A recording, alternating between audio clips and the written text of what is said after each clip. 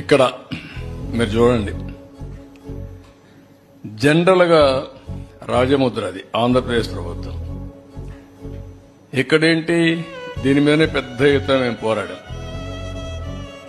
శాశ్వత భూ హక్కు మరియు భూరక్ష పథకం.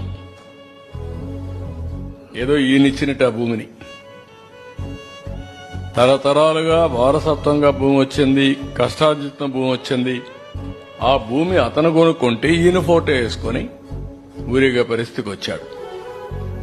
ఇవన్నీ కూడా ఒక మనిషి యొక్క అహంభావం. నాకు ఎదురు లేదు, నా ఇష్ట ప్రకారం చేస్తాను, ఏం చేస్తే చెల్లుబాటు అవుతుంది అనే అహంభావంతో పోయే పరిస్థితికి వచ్చారు. దీని ఖర్చు 13 కోట్లు. అంటే పబ్లిసిటీ పిచ్చి పరాకాష్ట. ఆ పిచ్చికి కూడా అద్దులుంటాయి. భూమి వాళ్ళ సొంతం, వాళ్ళ తల్లిదండ్రులు, వాళ్ళ కష్టార్జితం, దానిపైన ఈయన ఫోటో బలవంతంగా వేసి ఇవ్వడం.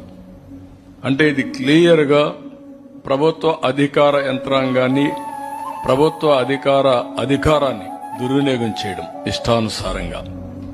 నెక్స్ట్